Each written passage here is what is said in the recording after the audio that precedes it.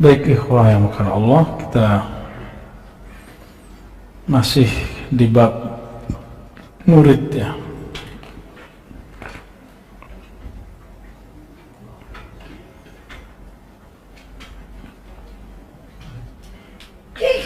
Ini nggak tahu ini sudah dibaca belum? Belum ya?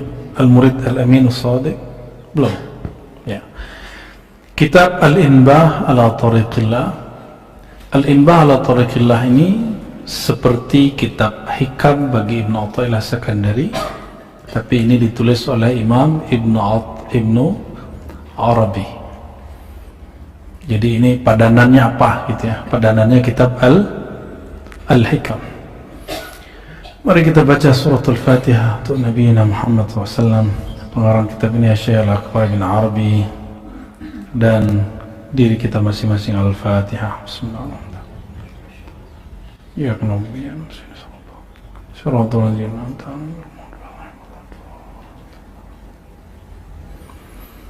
orang yang diberi hikmah, dia mampu mengambil kebenaran walaupun dari pembohong. Dia bisa belajar kebaikan meskipun dari orang yang jahat. Tapi orang yang diberi ilmu tapi tidak diberi hikmah,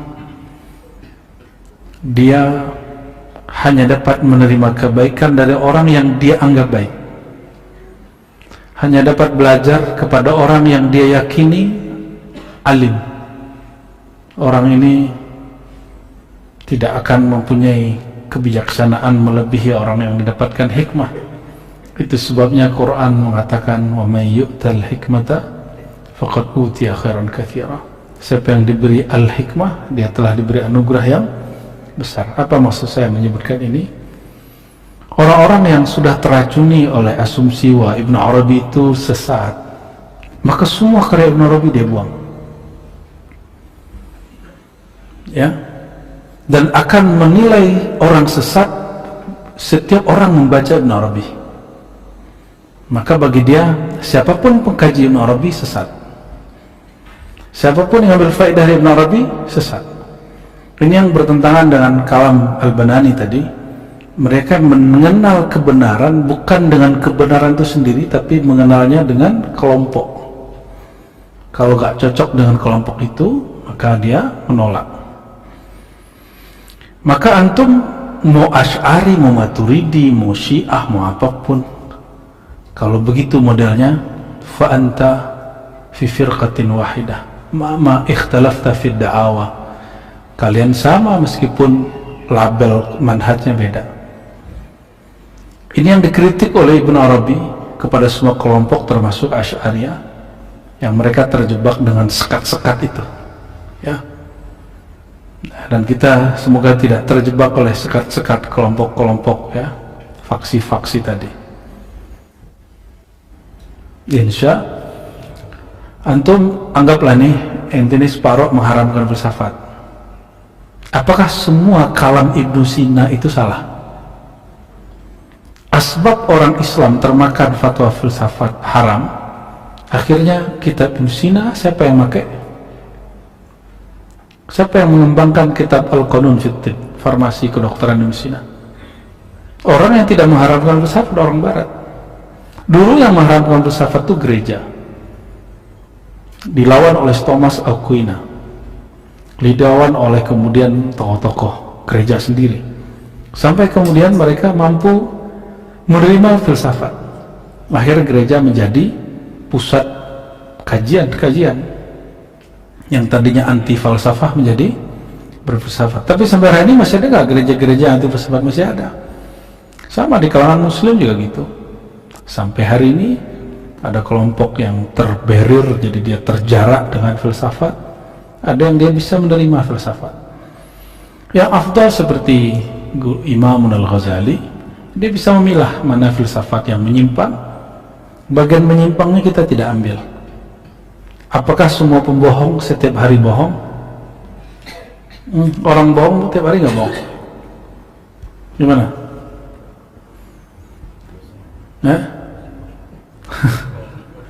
Ya dia bohong ketika dia ketemu masalah aja, dan dia nggak tiap hari bohong.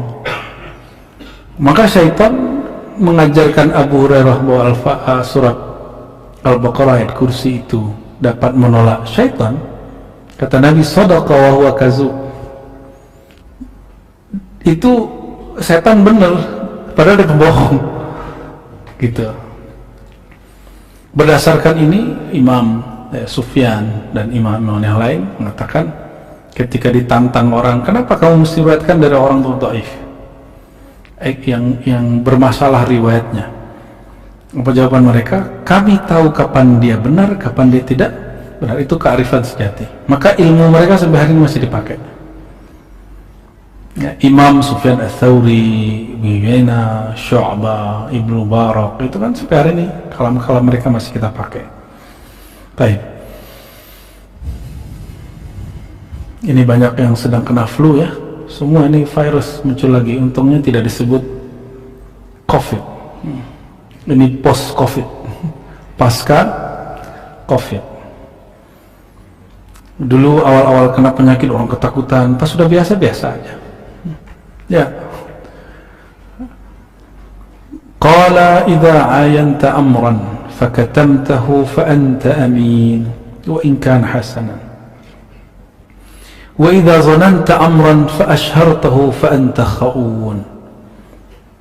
Jadi ini pembahasan tentang apakah engkau murid yang berkhianat kepada Allah atau murid yang shadiq amin, yang terpercaya menyimpan rahasia-rahasia Allah.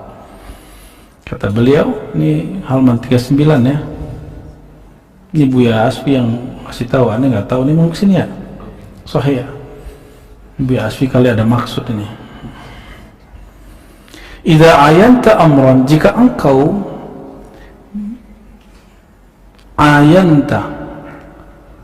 berusaha mencari tahu satu perkara sehingga jelas. Setelah jelas, katam tahu. Kau tahu rahasianya, tapi kamu sembunyikan, kamu kunci. Fa anta amin, kamu adalah seorang yang amin. Apa arti amin? Orang yang terpercaya. Wa in kana hasanan, meskipun kalau kita buka itu bagus, tapi sebaiknya disimpan. Nah, mulai belajar ya. Kalau dapat pengalaman batin atau mengetahui aib kawan, rahasia kawan, simpan. Mampu jaga batin, mampu jaga rahasia kawan, maka Allah akan lihat, oh orang ini dapat untuk menampung rahasia aku. Kalau mampu jaga rahasia diri, rahasia sahabat, maka Allah akan jaga rahasia kita, dan kita akan dijadiin agen-agen Allah Subhanahu wa ta'ala. Ngeri nggak bahasanya itu? Agent of God. Agent-agent yang memegang rahasia-rahasia Allah Subhanahu wa ta'ala. Oleh karena itu, tidak semua nikmat mesti disebar. Ilmu ma'rifat itu nikmatnya. Tidak semua nikmat mesti diceritakan. Yang boleh diceritakan, yang boleh diceritakan. Maka Nabi jangankan bab itu. Ini Dawami ini nikah, terus malam pertama nggak boleh lo cerita. Ya. Enak gitu ya, nggak boleh gitu. Terus sebutin seluk-beluk enggak.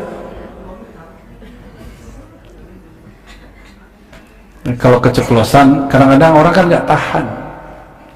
Karena nikmatnya sangat besar, luber, wajar, dimaklumi, minta ampun kepada Allah Subhanahu wa ta'ala.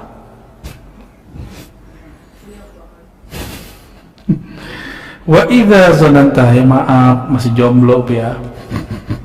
Ya, kayaknya nggak sabar lagi nabi skripsi langsung hajar kayaknya. Wa idza zananta amran fa ashhartahu fa anta khaun.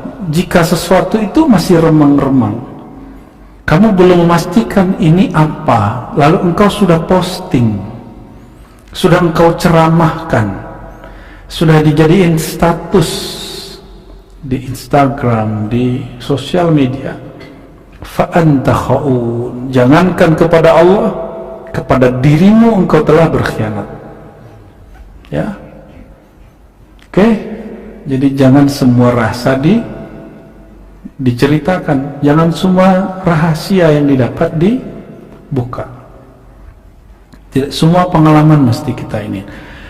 Wa in fa idza zananta, karena engkau belum memastikannya. Misalnya nih, contoh nih, Bang Nandar ini mimpi melihat Buya Aldomi diangkat jadi wali kutub. Oh, kan mimpi dia. Jangan ditulis aneh bermimpi Buya Aldomi diangkat oleh 40 wali menjadi wali kutub. Kan mimpi doang. Terus diposting, ya. Yang dijamin oleh Allah itu mimpi apa? Apa? Mimpi berjumpa Rasul sallallahu alaihi wasallam. Itu pun boleh ceritanya fi mahallihi, pada tempatnya. Maka Imam guru Syekh Sabman, namanya Mustafa Al-Bakri, tokoh favoritnya Buya Aldo ini, Syekh Sabman Al-Madani. Gurunya Mustafa Al-Bakri nulis kitab khusus mimpi dia ketemu Rasulullah SAW. Siapa yang berani bilang mimpi ketemu Rasul nggak boleh ceritain? Enggak, boleh diceritain, tapi dengan caranya, dengan manhajnya. Ya, dia sebelum ceritain tuh tampilin dulu hadis-hadisnya segala macamnya ya. Oke, wa in 'adat 'ala man zakartahu minhu manfa'atun fa'alika bihifzil asrar. Jika kembali manfaat, jadi jika kembali mendapat manfaat apa yang engkau sebut darinya, ya, fa'alika bihifzil asrar, maka hendaklah kamu menjaga rahasia. Fa'innahu min syamil umana'il ahrar, itu adalah karakter daripada ulama-ulama yang memegang rahasia dan mereka ahrar, mereka bebas. Wa tasattar minal ammati mastata'ta hatta la ta'rif hatta la tu'raf. Nah, ini coba diganti kalimatnya. Hatta la tu'raf bi maqamik. Tutuplah dari orang awam semampumu sehingga engkau tidak diketahui makammu yang sebenarnya. Ya, dan aqul lakum ya ikhwah, saya sampaikan yang saya ceritakan semua jadi majelis itu baru kulit-kulitnya. Ini bukan sombong nih ya. Emang kulitnya doang kan yang boleh diceritain aja. Yang disebut nikmat rabbika fahaddits, nikmat Allah maka ceritakan. Itu yang boleh-boleh aja. Yang kita lihat ulama dulu cerita di kitab, di mau'izah mereka, maka kita ceritakan ulang. Tapi kita nggak menceritakan mereka aja, kita juga menceritakan pengalaman kita. Ya, ada orang datang ke saya bilang, kamu sowan ke guru Akim? Guruku udah sekian kali ketemu Rasul. Dah, terus urusannya apa? Sebelah gitu. Yo, guru saya ini karomahnya banyak. Saya nggak nyari karomah. Yo, guru saya sudah musyahadah. Saya nggak cari orang musyahadah, saya pengen musyahadah begitu. Oh, masih aja jualan guru, sales guru dia. Akhirnya saya nanya, oke lah, kamu cerita gurumu ketemu Nabi segala macam, oke, kamu udah ketemu belum? Dia jawab, oh saya takut dia, saya nggak boleh cerita pengalaman saya. Lo tinggal bilang iya dan tidak doang kok takut ria. Dia nggak tahu, ini tanda orang nggak ngaji tasawuf. Ini yang menjelekkan, memperburuk ikon tasawuf. Kenapa? Dia kampanye terus kemana-mana, sales. Ayo maju tuh, ngomong guru ani. Tapi giliran ditantang dia sendiri, ternyata dia sendiri gak pernah mengalami. Dia taklid, ngikut orang. Orang kata gurunya alim, dia bilang alim. Dia gak tahu kealiman gurunya gimana.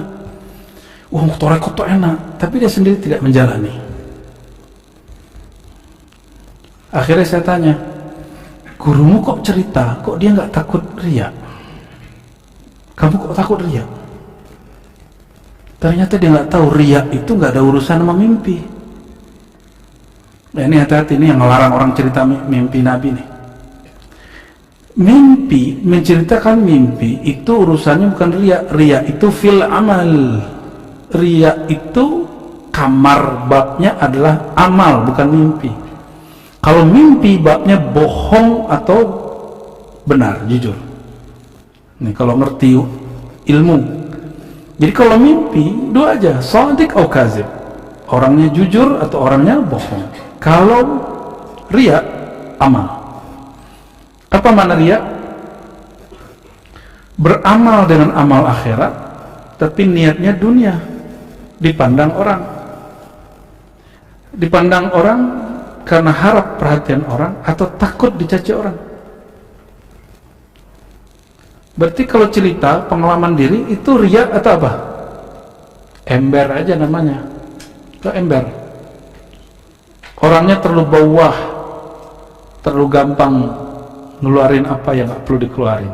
Tapi itu gak ada urusan dengan riya. Riya itu ru'yatul amal, memandang diri beramal di hadapan orang. Ya.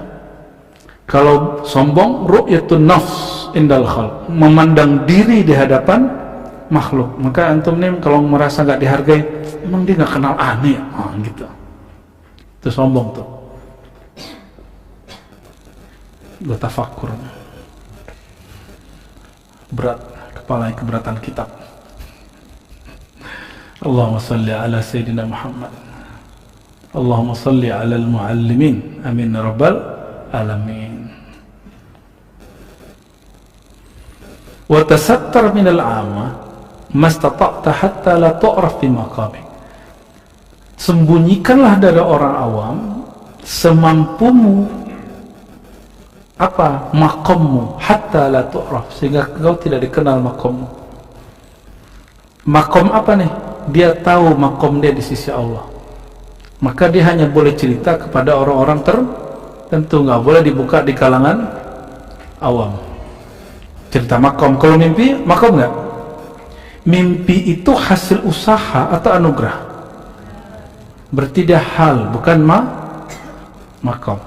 Jadi cerita mimpi itu bukan menceritakan makom, ya.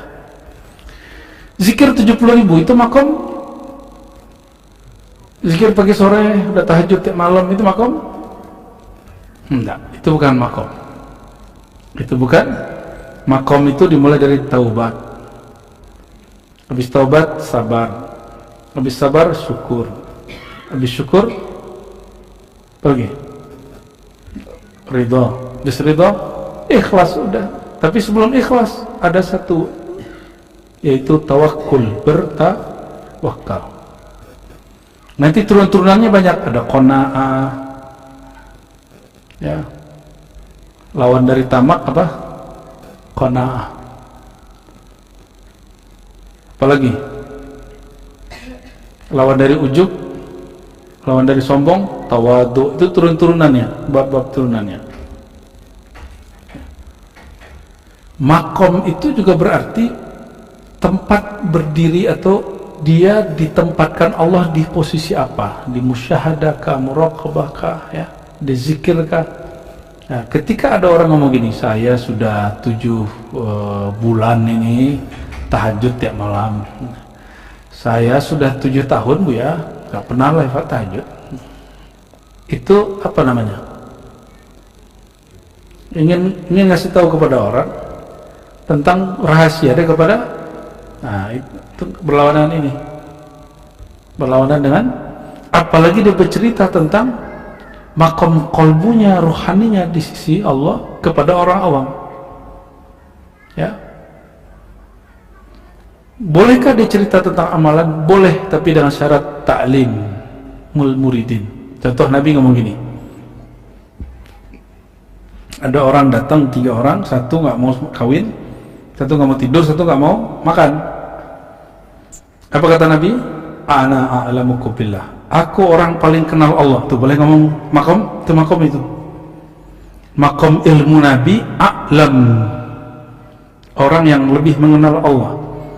Nah, makom ini Nabi sampaikan kepada orang untuk mendidik mereka, karena mereka mengira orang yang tinggi makom itu nggak tidur malam hari. Ternyata makom yang tinggi kalau ngantuk ya tidur. Jadi kita biarin aja tidur. Kalau lapar ya makan. Kalau kesepian dawami, ya menikah dawami.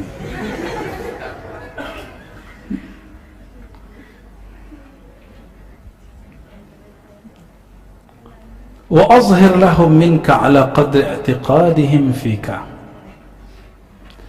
Terus gimana? Tampakkan kepada orang awam ya, kadar yang dalam keyakinan mereka apa. Gak usah yang aneh-aneh. Misalnya standar aja, muslim ngapain? Sholat 5 waktu. Gak usah aneh-aneh, gak usah tunjukin ya, inti misalnya nih, kecuali sama murid ya, punya apa namanya, batu tasbih 70.000. Nah, ini khotam khojakan tiap malam nih, gak perlu juga kali ya. فإن أريت على الحالة المحرمة في بك وما زال ذلك فمنكر عندهم ومال عائد عليه فإن المسلم قليل عزيز فلا وربك لا يؤمنون حتى يحكموك فيما شجر بينهم ثم لا يجدوا في أنفسهم حرجا مما قضيت ويسلموا تسليما. Beliau ingin mengatakan bahwa orang yang percaya dengan kita itu gak banyak ya, orang yang percaya sama kita itu gak banyak. Yang ada cuma ngejek ya, kayak Dawami ini ngaku ketemu Rasulullah banyak, kiai gak percaya ini. Ente masih muda, muka-muka pemaksiat, gak mungkin, aneh aja udah sekian tahun gitu kan. Saya udah ketemu begitu mursyid banyak. Wajar Abah Ahmad Sukanta, orang Pandeglang, dia nggak mau ngangkat murid jadi mursyid kalau nggak pernah jumpa sama Rasul dan tidak dapat kawan dari Rasul. Mimpi aja ngejuk ya. Abah Ahmad Sukanta itu murid dari Abah Ahmad Kazim, kita bersahabat sama anaknya ya, Abah Maman namanya di Menes ya. Ada orang Menesnya sini, ada dari siapa itu ya, zuriatnya Bahyai Asnawi ya. Fa innal musallima atau muslima qalilun aziz, karena orang yang terima itu sedikit sekali ya. Lalu dibacakan surah Nisa ayat 65. Sekarang kita masuk ke bab berikut, an-nadharu ilal haqa'iq al-ilahiyah, memandang kepada hakikat ilahiyah. Hakikat ilahiyah, hakikat ketuhanan bukanlah Tuhan ya. Hakikat ketuhanan bukanlah Tuhan, ini istilah aja. Man lam yanzur ila al-haqa'iq ilahiyya min al-arifin nazara ila al-haqa'iq ulwiyya al-muwallada anha fayata'akhkhar ilmuhu fil ashya' bita'akhkhur dawrati falakiha fayanbaghi lin-nasi nafsuhu an yubriza laha fahman laysa wara'uhu marman fayakun idzaka maqsudan la qasidan. Siapa yang menatap atau memperhatikan kepada hakikat ilahiyah yang ada pada orang-orang ahli marifat, arifin, maka dia akan dianjurkan ya, dia akan melihat kepada hakikat ulwiyah yang tinggi atau ya ulwiyah al-muwalladah anha, yang muncul darinya. Orang yang tidak bisa merasakan wujud Allah bizatihi wa sifatihi wa asma'ihi, dengan zat, sifat dan asma'nya, maka kenalilah Allah melalui mazahir perbuatannya. Wajar kalau ahli kalam mengatakan bukti Allah ada alam. Seandainya nggak ada alam, nggak ada bukti Allah dong. Ya, coba dibalik. Apa bukti Allah pencipta? Allah adalah Tuhan. Apa jawaban ahli kalam? Apa jawaban dia? Adanya A. Coba kalau alam nggak ada, Apa bukti Allah ada? Ya. Apa bukti Buya Aldomi ini dosen? Oh, saya muridnya gitu. Seandainya ente bukan muridnya, Buya Aldomi masih dosen nggak? Paham? Jadi pembuktian yang maha tinggi itu nggak perlu dengan yang rendah. Gimana? Masuk? Jadi membuktikan Buya Aldomi sebagai dosen itu cukup dengan apa? Lihat aja dia ngajar, atau ada kartu dosen, atau NIDN, nomor induk. Oh, sekarang ada istilah barunya, ada nama barunya ya. Apalah namanya itu, saya udah nggak berarti. Kita nih wong tua juga sekarang ya, padahal udah baru-baru juga kita nih. Jadi kalau guru dosen misalnya, nomor induk dosen nasional kan ada. Nggak perlu kalau orang nggak. Jadi apa bukti orang ini mursyid? Apa muridnya? Enggak, buktinya dia itu. Maka kenali dah dia. Dengan apa? Kenalilah sifat-sifatul mursyidin. Karakter mursyid itu apa aja? Ada nggak pada orang itu? Kalau ada berarti dia mursyid, bukan muridnya. Gitu. Oleh karenanya ini perbedaan antara ma'rifat sufi dengan yang bukan sufi. Sufi itu, kata Ghazali, dia mengenal Allah dengan Allah itu sendiri. Seandainya selain Allah tidak ada, Allah tetap ada. Allah tidak memerlukan pembuktian kepada selainnya.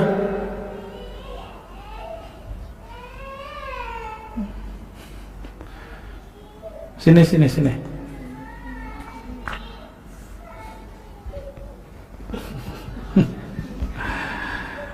Sababu fathil abwab lil murid. Ya, kayaknya pernah baca mungkin ya, cuma saya lupa. Sini.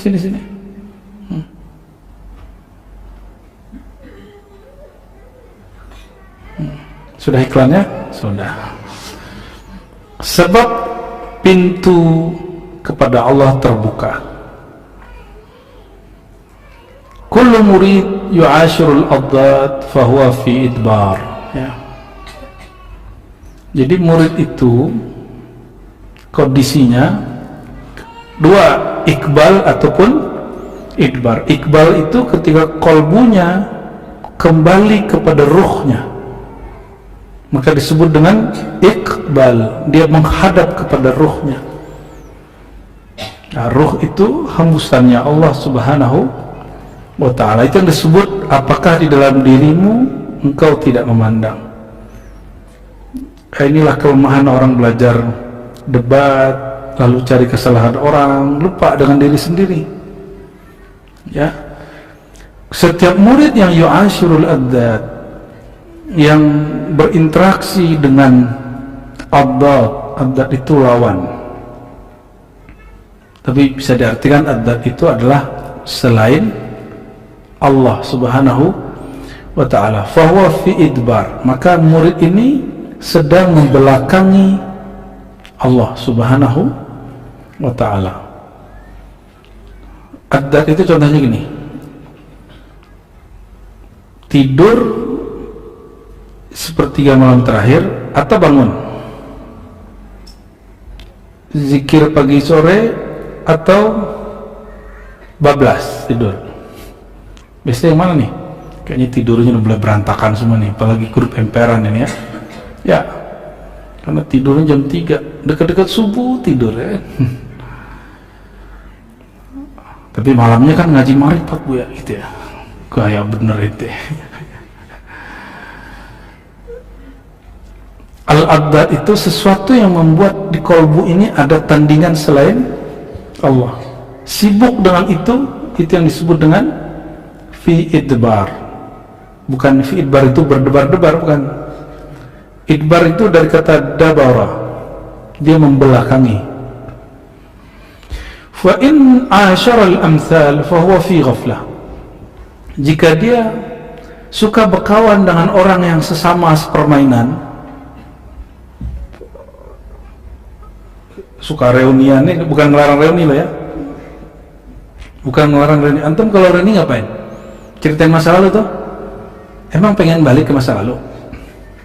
Ada yang pengen balik seumuran Ellen lagi? Saya nggak mau, karena hidup setiap hari itu tambah indah dengan semua ujiannya, dan setiap ujian itu ada anugerahnya. Setiap anugerah ada ujian marifat, ada ujiannya ya. Ya, gelar doktor itu ujiannya berat ya, ya kan? Gelar S sarjana alam gaib, SAG, ya ujiannya gaib juga tuh. Semuanya ada ujiannya, tapi ujian ini berbanding dengan anugerahnya, betul nggak? Coba dianalog, jika yang zahir aja begitu, apalagi yang batin. Maka anugerah ma'rifat kerohanian kalau runtuh, turun dari langit kayak durian runtuh, ya pasti kena durinya lah. Kalau buka durian pasti tangannya, ya ada perjuangan lah. Selamat. Wa idh betuliyal mu'minuna wa zulzilu zilzalan syadida. Jadi ciri-ciri orang beriman yang istiqomah itu, dia menganggap ujian itu sebagai kemanisan hidup. Karena orang ridho itu istiwa'ul halain. Ma huwa ridha? Istiwa'ul halain. Ridho itu ketika hal itu sama rasanya. Antum diberi bahagia, untuk mencapai bahagia itu seneng gak ngikutin ujian? Waktu ujian skripsi, tesis, seneng gak? Kalau saya senang. Dikata-katain sama dosen, itu seneng banget itu. Ya, kalau doami nanti dikatain dosen apa? Gua sunat lo gitu ya. Jangan begitu ya. Kita dengar berita masuk di salah satu di Sumatera, di Jawa, mahasiswa ditegur dosennya karena tulisannya rusak, salah, dosennya dibunuh sama dia. Itu kan mahasiswa GOBLOK itu gila, itu nggak ngerti dia, maunya cuma dapat gelar tapi nggak mau melewati proses. Mungkin pengen dapat sarjana honoris causa kali. Emang orang honoris causa itu dia nggak melakukan sesuatu yang nggak bisa dilakukan oleh dokter-dokter yang lain. Oke. Mulai hari ini berbahagialah kalau masih diuji. Ya, bahagia nggak diuji. Ujian terdekat tuh diri. Lalu orang yang dekat dengan diri kita, lebih dekat diri kita ke kita atau Allah ke kita? Jangan gear dulu pasangan tuh jauh. Ya, yang lebih dekat kepada diri kita adalah Allah. Wa nahnu aqrabu ilaihi min hablil warid. Baru nanti pasangan, anak, orang-orang makhluk itu mah biasa aja itu. Ujian paling indah itu ujian dari Allah. Karena Allah menguji. Ya, nggak kayak Buya Aldomi nguji, galak dia nguji. Bab jalalnya dapat. Kalau Allah nguji itu bab jamalnya yang banyak ya. Cuma orang menerimanya dengan tegang, itu aja bedanya. Gimana? Siap diuji? Fa in 'ashara al-amthal fa huwa fi ghaflah. Jika kamu sibuk dengan orang sepertimu, seumuranmu, sekomunitasmu, sekampusmu, seronian, ya, fa huwa fi ghaflah. Itu orang dihitung lalai di sisi Allah. Jadi harus upgrading terus. Jangan nyari orang yang kebiasaan buruknya sama. Ya, bener nggak? Ya, teman tongkrongannya apa dulu nih? Tongkrongan keburukannya sama atau kebaikannya sama? Maka kalau tongkrongan cari yang obrolannya tentang Allah. Ngobrol itu asik nggak? Nongkrong itu asik nggak? Ini kasih tahu ke cewek-cewek ini ya. Cowok-cowok ini punya keasikan nongkrong, betul nggak? Ngafe-ngafe, nongkrong. Kan nongkrong depan itu aja udah seneng. Taruh kopi, udut, dikit-dikit ada kue, udah semutan lagi, itu dimakan aja tuh. Yang penting nongkrong bisa sampai ke Aras sudah. Mulai dari Maroko sampai kepada Ambon. Mulai dari Jakarta sampai kepada Casablanca. Mulai dari Sunda sampai Amerika, itu bicara justru kemana-mana tuh. Kalau pembicaraannya masih selevel-level begitu, fahuwa fil amsal, fahuwa fi waflatin. Orang ini dihitung oleh Allah, berarti lawannya gimana? Kalau kamu akan punya tongkrongan, nongkronglah, bergabunglah, bersahabatlah dengan orang yang kebiasaannya di atasmu, kebaikannya di atasmu, kema'rifatannya di atasmu, rajinnya di atas kita. Jangan yang parah malas di atas kita. Nanti kalau peluangin lah, dikatain sama bini nih ya, kamu nih ini aja nggak beres. Nggak apa-apa deh, itu orang itu aja pagi-pagi tidur kok gitu. Jadi dia kan berkawan dengan orang malas.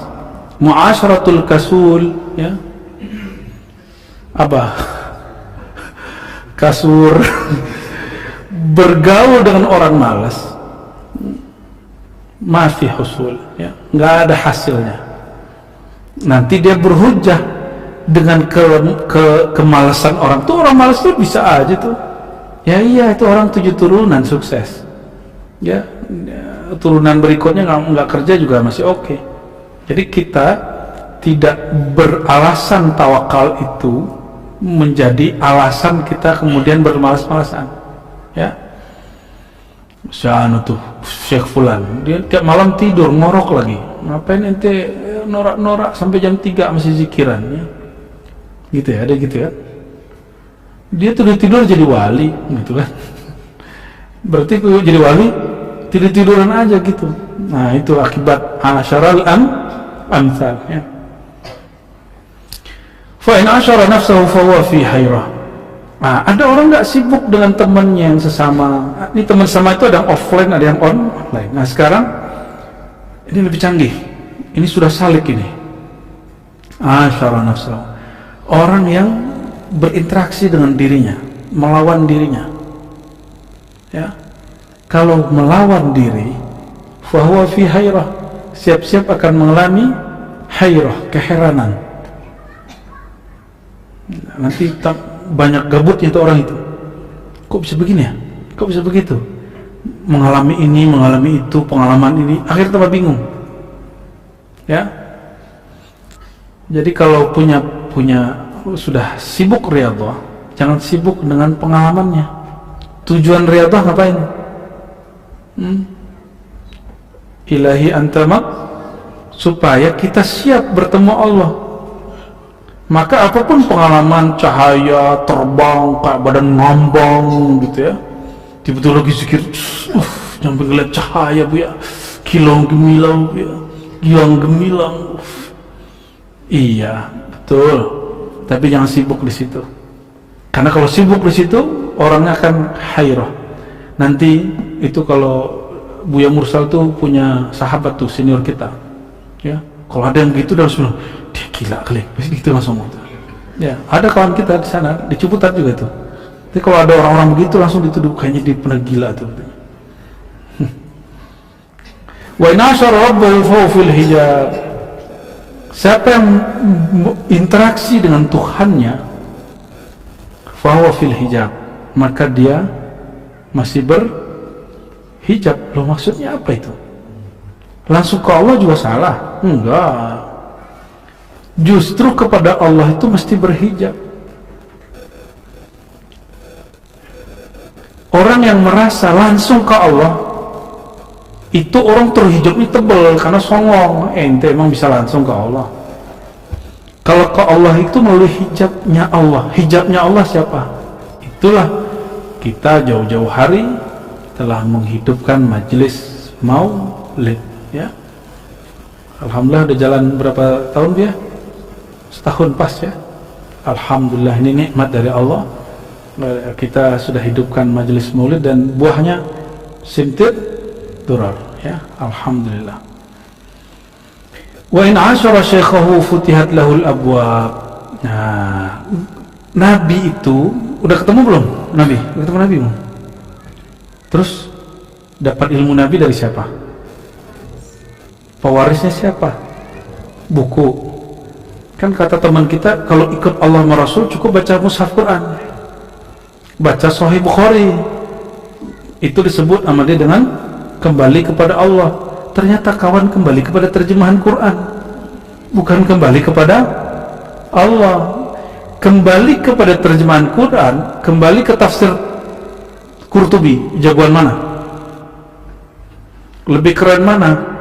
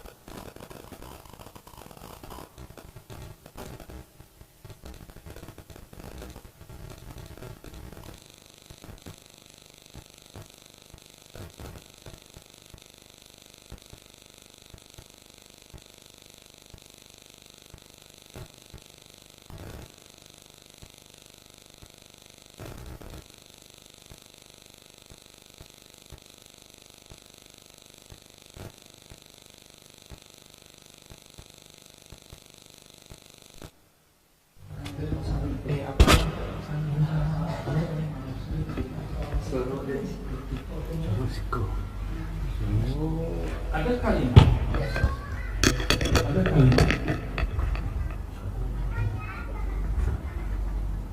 orang, ada hadis Sahih Bukhari dan Muslim bahwa Nabi SAW menjamak tanpa sebab, menjamak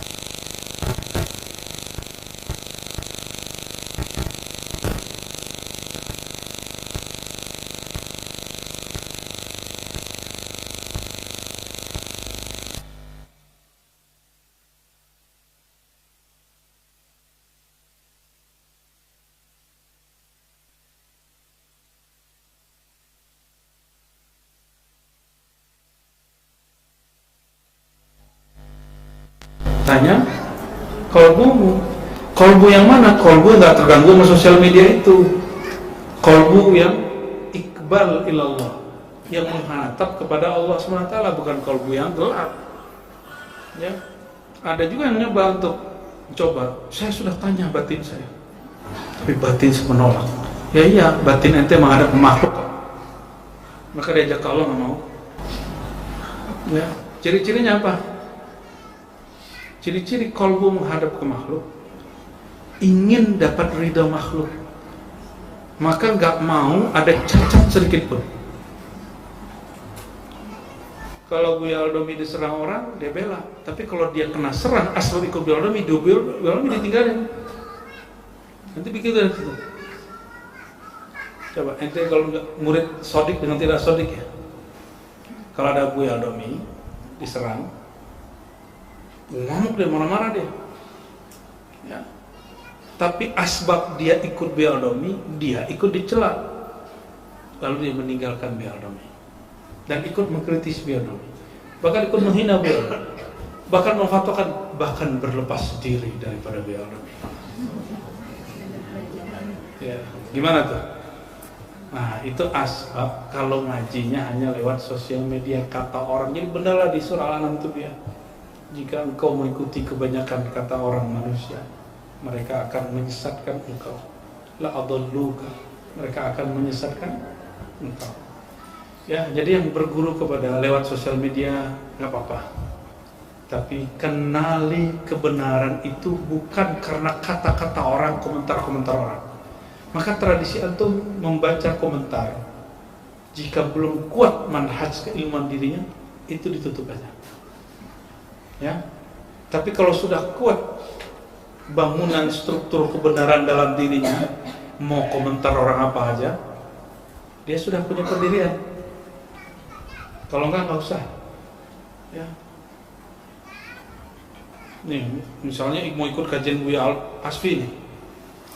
Kan biasa nih, jamaah itu sekarang pinter Buya, mu'aliminya enggak ke kolbunya. Dia mencari fatwa bukan ke dalam dirinya. Oh Buya Al-Domi, kita cek dulu di YouTube. Oh aman. Kita cek dulu di Google. Ternyata dia mentahzir, mewarning, hati-hati dengan Buya Asfi. Google produk siapa? Katanya ente anti Yahudi, anti Amerika, anti Cina, tapi barang mereka dipakai. Coba kalau ada masalah, tanyanya ke dalam kolbu paling dalam, buang dulu semua kebencian apa semua, tanya kau, zikir dulu, tahlil dulu, ta'awuz dulu banyak-banyak, buang semua persepsi, tunggu kolbunya nanti akan menjawab. Bukan kemudian kata orang ya. Gimana Bu ya? Wa tajalla lahu ismuhu al-Wahhab. Kalau orang berguru, maka Allah akan mengenalkan dirinya, Allah akan berinteraksi dengannya, dengan orang itu, dengan namanya Al-Wahhab. Apa arti Al-Wahhab? Yang maha memberi anugerah secara cuma-cuma, enggak pandang bulu. Antum zikirnya mungkin baru 33, 100, tapi dikasih rasa nikmat sekali. Tapi kadang rasa itu nggak bisa diulang-ulang. Supaya kita tahu bahwa rasa itu bukan karena zikir kita, tapi karena Allah Al-Wahhab. Sholawat paling cuma berapa sih setiap hari? Ada setiap hari di sini 10.000. Oh, ada turuninnya 7.000. Turunin 5.000 ada. Ada yang 5.000. 10.000 ada 1.000, ada nggak? Dawami katanya namanya dawam zikri. Tidur aja kan namanya dawam zikri. Dawam zikri, dawam zikir. Oh berarti nanti anaknya dawam sholawat. Iya, gitu ya. Amin. Gimana tuh? Ada yang sholawatnya berapa? Coba antum. Terus dikasih pengalaman rohani. Dengan amalan yang tidak banyak itu pantas gak sebenarnya? Nggak pantas. Ya. Saya pernah menceritakan mimpi. mimpi jumpa Rasul, justru ingin kasih tahu mimpi itu terjadi bukan karena saya banyak sholawat. Tapi orang kan gagal fokus, Bi. Justru di saat kita mau baca sholawat, kita ketiduran. Tidurnya bukan tidur lagi zikir, bukan lagi posisi seperti Dawami itu sama Buya Asfi tadi itu. Kan bagus tuh, indah tuh. Miring ke kiri kan, Allah. Enggak, itu asli. Kita mau sholat, tasbih kita taruh, nggak kuat, ngantuk. Ya, tidur di sajadah. Tiduran, betul-betul tidur pulas. Akhirnya paham kitab Al-Hikam bahwa engkau mendapatkan warid bukan karena wiridmu, engkau dapat rahasia zikir, pengalaman batin, nikmat itu bukan asbab zikirmu, tapi karena Allah Al-Wahhab. Allah ingin memberi. Ya. Wa qala hadza ata'una famnun aw amsik bighairi hisab. Ya. Ini adalah ata'una, pemberian kami, famnun, maka bagilah, atau amsik, atau tahanlah bighairi hisab, tanpa perhitungan.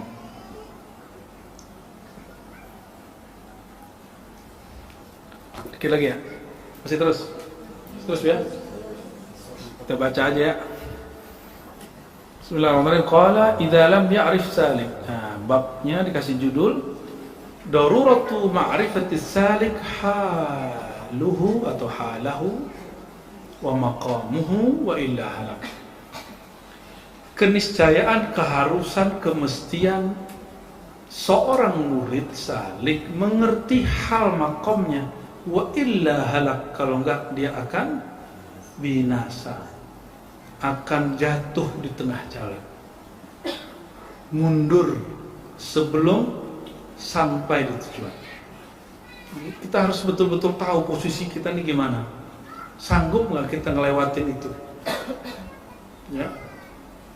Wa qala, kata beliau, idza lam ya'rif salik halahu wa la maqamahu halak. Kalau seorang murid nekat, tidak tahu kesanggupannya, tidak tahu makomnya, halnya, lalu dia mencoba masuk ke bukan wilayahnya, halaka, dikhawatirkan dia nanti rusak, bukannya jadi wusul malah jadi halaka.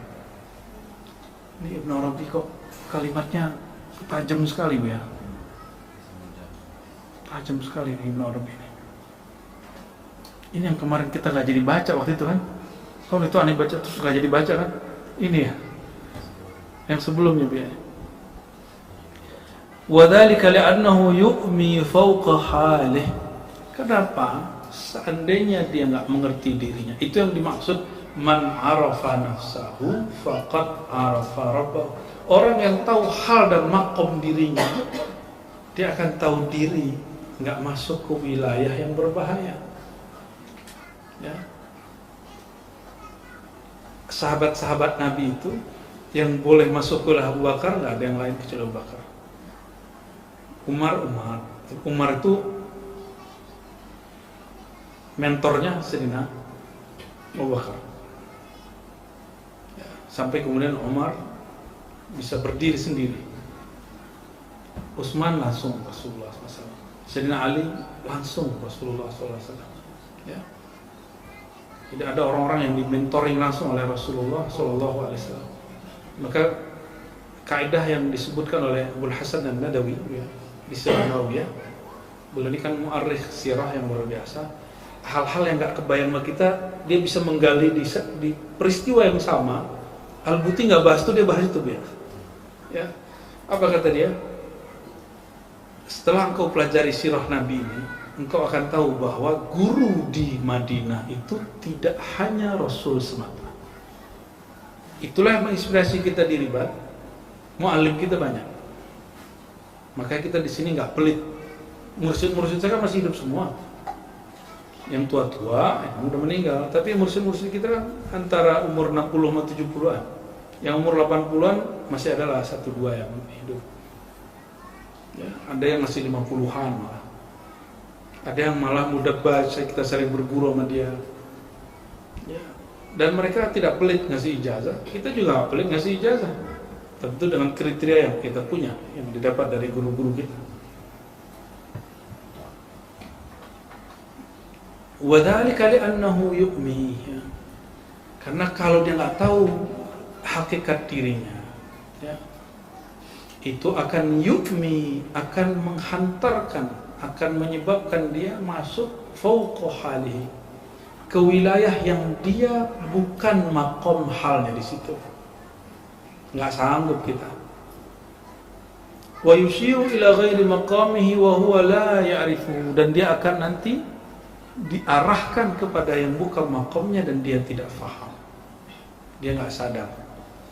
Kita belum sanggup nih ngikutin, misalnya Dawami ini kalau sekolah di pesantren kelas 6, tapi dia kan akselerasi ya, ditaruh ke kelas 7.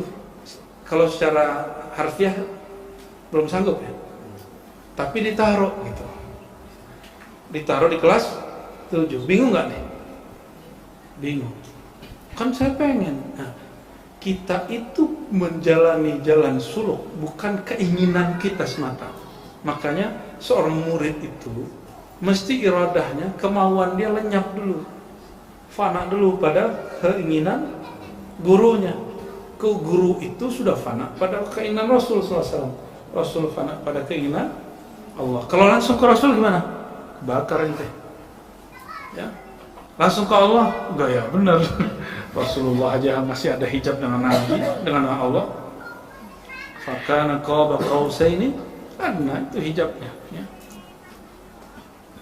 Kalau nggak ada hijabnya nanti jadi, itulah bahaya daripada ittihad dan hulul itu. Li'annahu lam yushahidhu fala yatajalla lahu dhalika al-amru abada. Ya. Dia akan diisyaratkan kepada bukan makomnya, dia padahal nggak ngerti, padahal dia belum menyaksikan juga makomat itu. Fala yatajalla lahu dzalikal amru abadan. Akhirnya hakikat sesuatu yang sebenarnya yang mestinya dia sampai kalau dia sabar, dia hasil sampai tapi dia nggak pernah nyampe karena dia sudah merasa sampai. Orang yang sudah merasa cukup dengan makomnya, padahal masih ada lagi makom di atasnya. Karena dia merasa dia sudah ngelewatin makom. Ya, nauzubillah summa famata arafa salik maqam al-hasr. Ya. Maka setiap kali, kalau terjemahan lamanya bilo-bilo gitu ya, famata bila-bila, maka kapan saja arafa salik maqam al-hasr, setiap kali salik mengetahui makom keterbatasan. Jadi keterbatasan itu juga satu makom. Walam yatajawaz hadda, lalu dia tidak melewati batas kemampuan makom dia, dirinya.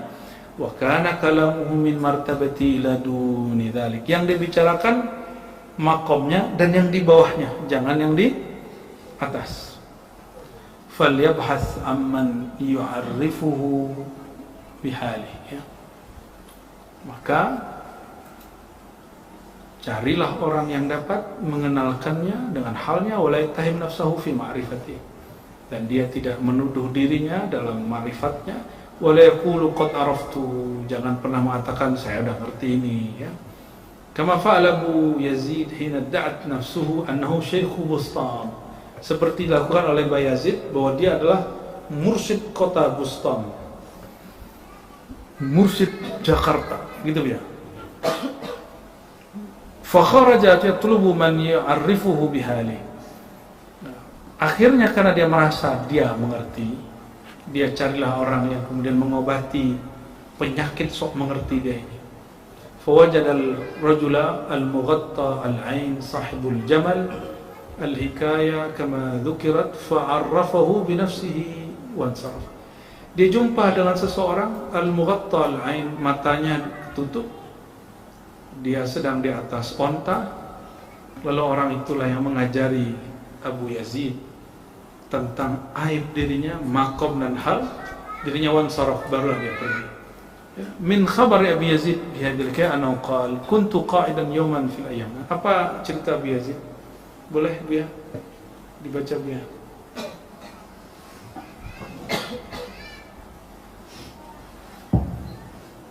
Bismillahirrahmanirrahim. Min khabar Yazid fi hadhihi al-hikayah, dalam kisah Yazid ini ada seperti berikut. Kuntu qa'idan yawman min al-ayyam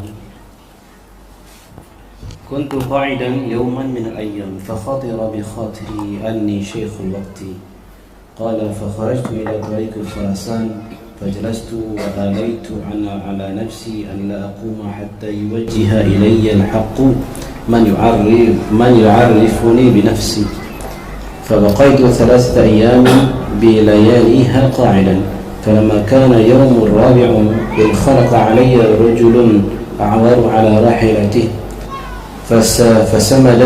فسمدت فيه حاله وأخرجت يدي وأومأت إلى الجمل فغاص برجله في الأرض اليابسة فتنظر إلي وقال ترجئني أن أفتح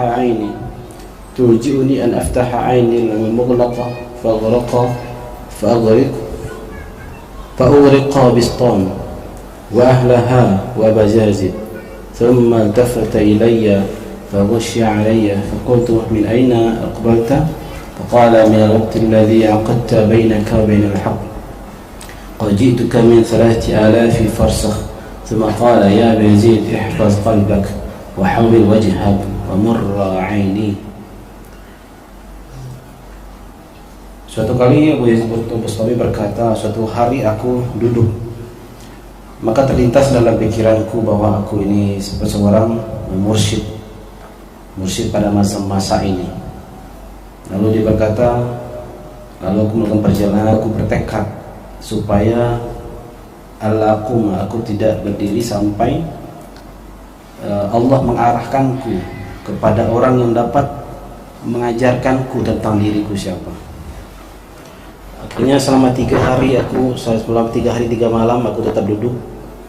Lalu pada suatu hari, pada hari yang keempat, in kharaqa alayya rajulun, lalu tiba-tiba muncul ada orang yang buta, dia dari atas kendaraan, yang mengendari kendaraan. Fasamadtu fihi halah, aku heran dengan kondisinya ini. Lalu aku keluarkan tanganku, faumatu ila jamal, aku tunjuk ke arah unta itu. Faghasa bi rijlihi fil ardil yabisah, lalu orang itu menghentakkan kakinya ke tanah yang kering itu. Fatanazzara ilayya, orang itu melihat aku terus melihat aku. Wa qala turji'uni, orang itu berkata,